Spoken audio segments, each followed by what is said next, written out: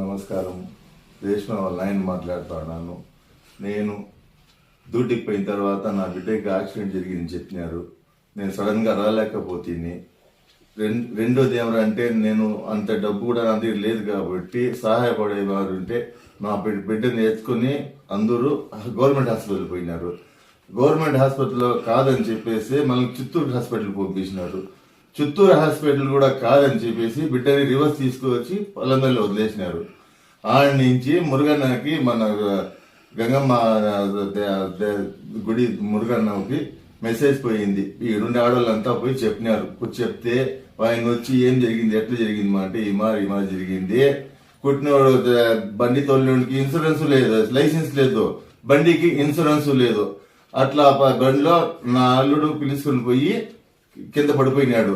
ఈ పరిస్థితిలో గంగమ్మ గుడి మురుగన్న వచ్చి నా బిడ్డని ఆదుకొని గవర్నమెంట్ హాస్పిటల్కి పోవద్దుమా, డబ్బులు ఇస్తాను, నువ్వు ఏడన్నా పోయి నడిచే విధంగా మళ్ళంగా తిరిగిరా తల్లి, నీకే పెద్ద సాయమైనా ఏ చిన్న సాయం అన్నా నేను ఉండే వరకు నువ్వు భయపడద్దు, నువ్వు నడుచుకొని రావాలా, నువ్వు ఇట్లా పోతే నా వల్ల కాలేదు, ఎట్లా పోతావు అట్లా రావద్దుమా, నడుచుకొని రా, నీకే సహాయం కావాలని నేను చేస్తాను అని చెప్పి మురుగ చెప్తేనే మళ్ళీ బయలుదేరిపోయినాము. వేలూరుకి పోయి మొత్తం ఎంఆర్ టెస్టింగ్ అన్ని టెస్టింగ్ చేపిస్తే ఆడ 60-70-80 ఖర్చు వస్తే కూడా సరే ఈ నరాల గురించి మాకు తెలియదు, మీరు వెళ్ళిపోండి అని చెప్పినారు. మళ్ళా ఆడి నుంచి పొలందరికి వచ్చేసింది బిడ్డ. నేను డ్యూటీ దిగి వచ్చినాను ఇంటికాడికి.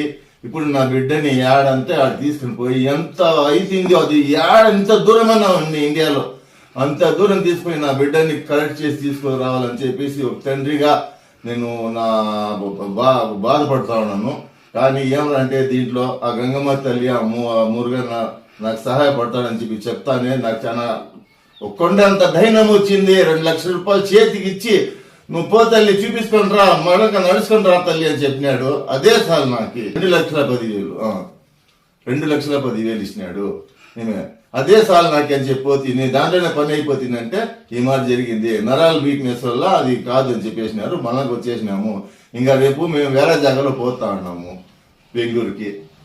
దైవం వల్ల మీరు నా బిడ్డ బాగుండే మాదిరిగా ఆస్వాదించండి. 10 మంది దగ్గర నాకే కొంచెం సహాయం అందించండి. ఇప్పటికే నాకు సహాయం అందింది, కానీ నా బిడ్డ నడుచుకునే మారి నడిచి వస్తే చాలు, నాకు ఇంకేమవుద్దు, నాకు 1 రూపాయి వద్దు, నా బిడ్డ నడుచుకుని వస్తే చాలు, అదే నాకు ధన్యవాదాలు. ఎందుకంటే నా బిడ్డ చిన్నప్పటి నుంచి చేతిలో పెట్టి సాకి ఆడిస్తే ఉండే బిడ్డ ఈ మారైతే ఏ తండ్రి కడుపైనా సరే భరించుకోదు. నా దగ్గర అంత స్తోమత లేదు, నాకు శక్తి లేదు. నా బిడ్డ